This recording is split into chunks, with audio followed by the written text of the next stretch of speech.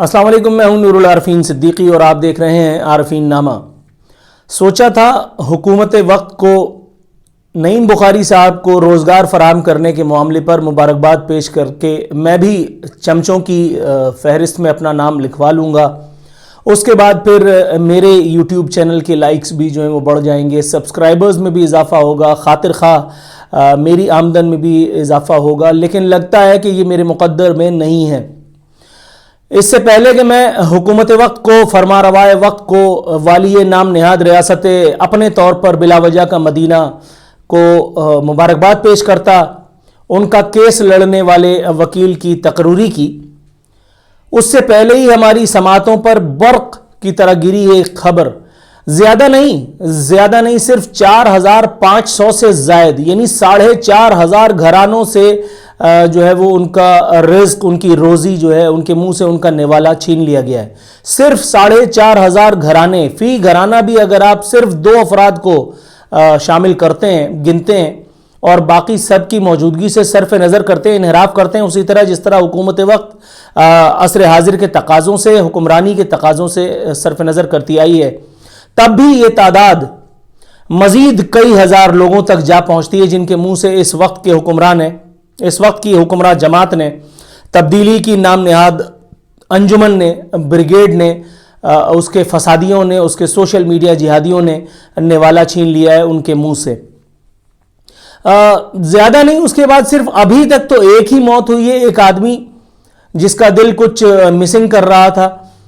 जिस तरह नवाज शरीफ की क्लच प्लेटें हिली हुई थी और पाकिस्तान से बाहर जाते ही वो ठीक हो गई, इस एक आदमी को पाकिस्तान से बाहर जाने का मौका भी नहीं मिल सका बेचारे को। गरीब आदमी था ना, गरीब आदमी तो पैदा ही मरने के लिए होता है यहाँ, तो उसको यहाँ से आराम से पार्सल करके और टाटा कर दिया हुकूमत ने और कहा है कि घबराना नहीं है।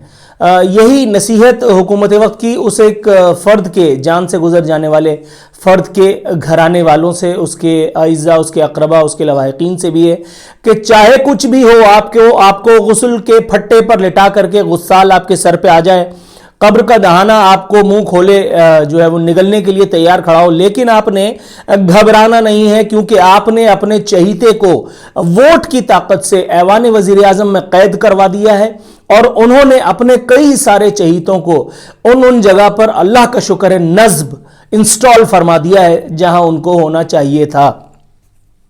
तो क्या हुआ, एक आदमी अपनी जान से गया। नेशनल हाईवे घेर करके क्या आप रियासत को झुका लेंगे? नहीं, ये आपकी खाम ख्याली है। रियासत ने क्या किया, उसके बाद चंद पुलिस वालों को भेजा, उन्होंने जो है वो आपसे मुज़ाकरात किए, पहले कुछ धींगा मुश्ती हुई, हाथापाई हुई और उसके बाद फिर सुबह तक अल्लाह का शुक्र है सारी ट्रैफिक बहाल हो गई, अल्लाह ने बड़ा करम फरमाया। उसके बाद अब कोई सियासी रहनुमा जो अपोजिशन से होगा वो आएगा, वो आपकी अश्कशुई का ड्रामा करेगा, वो आपको अपना रुमाल निकाल करके जेब से पेश करेगा ताकि आपके आंसू थम जाएं और आप इतने बड़े अजली गधे होंगे कि आप एक मर्तबा फिर डसे जाएंगे, ये मुझे पता है।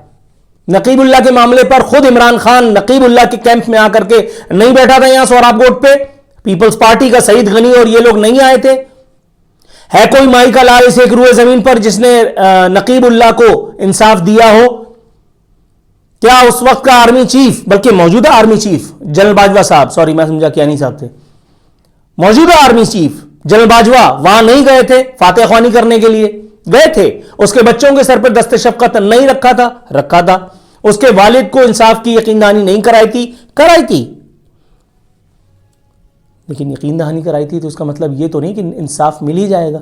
और इंसाफ वैसे भी आर्मी चीफ ने तो नहीं देना था, इंसाफ तो अदलिया ने देना था, इंसाफ तो यहां के कानून ने देना था, जिसका बड़ा ढिंडोरा पीटा जाता है कि कानून और फलाना और ढिमकाना। किधर है वो? रावण मार को देख करके कानून क्यों सर झुका लेता है? पर जलते हैं जनाब मन, यहां पर जलते हैं उन तमाम लोगों के जो सच बोले। कल किसी जगह मौजूद था, कल नहीं सॉरी परसों, तो मुझे कहा गया कि यार तुम पागल हो, अच्छा भला एक सिस्टम है, एक लाइफ है, बीवी बच्चे हैं, घराना है, इंजॉय करो।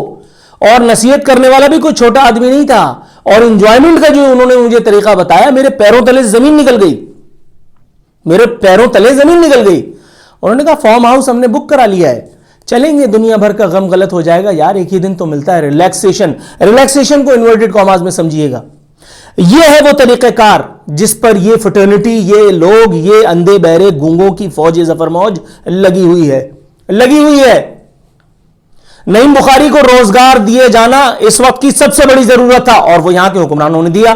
جہانگیر ترین یہاں آ چکا، شوگر کمیشن کی رپورٹ موجود ہے. نیب کو جرت نہیں ہو رہی، نیب کے اچھے خان کو جرت نہیں ہوگی، کیونکہ اجازت نہیں ہے کہ جہانگیر ترین کے جین کو آپ جو ہے وہ حوالات کی جو ہے وہ ہوا کھلا سکیں. نہیں، ایسا ہو نہیں سکتا.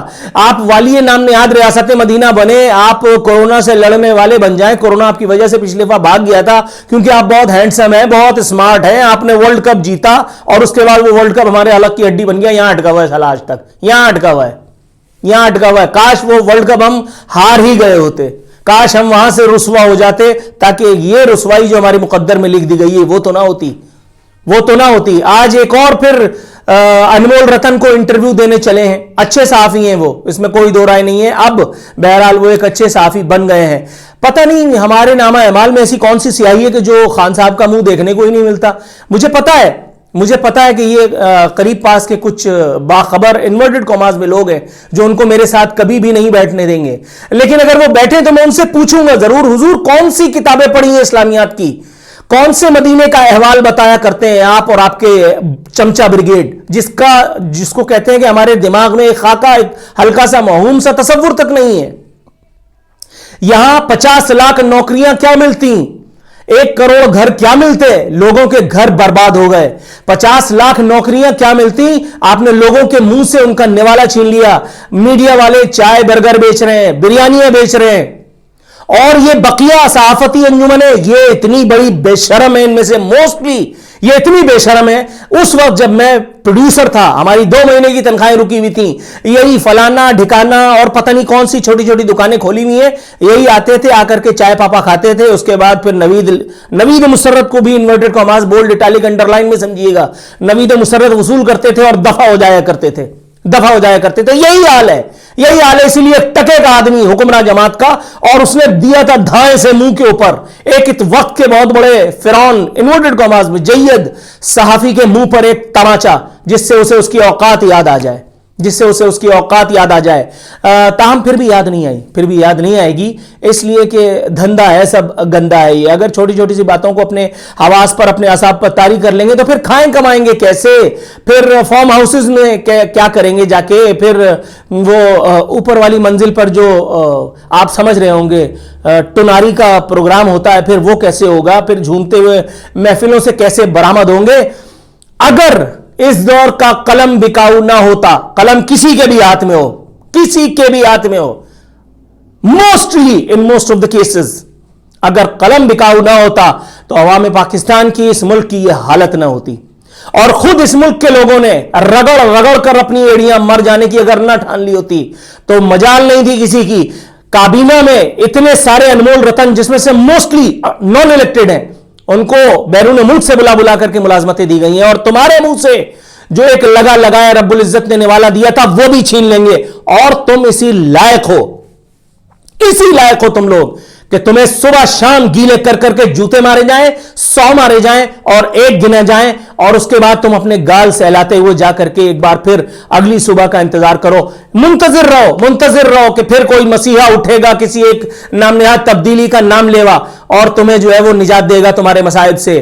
خدا نے آج تک اس قوم کی حالت نہیں بدلی، نہ ہو جس کو خیال خود اپنی حالت کے بدلنے کا. نہ ہی تم اٹھو گے، نہ ہی تمہاری یہ بربادی کا نوحہ ٹلے گا، اور نہ ہی یہاں کے حکمرانوں کو عقل آئے گی. میں لاکھ چلاؤں، میں لاکھ بھونکوں، میں لاکھ بھکروں، اللہ رب العزت پروردگار عالم تمہارا نہیں میرا، ہم جیسوں کا حامی و ناصر ہو، اور ہمیں تمہارے ضرر سے، تمہارے شر سے، تمہارے سائے سے بچائے. تمہارے جس کو کہتے ہیں، میں ثقیل جملہ نہیں کہنا چاہ رہا، تمہارے اس ضرر والے سائے سے بچائے کہ جس میں آ کر کے ہری بھری کھیتیاں بھی جو ہیں وہ بنجر ہو جایا کرتی ہیں. پروردگار ہماری امان رکھنا، ان سب لوگوں کی خیر ہے.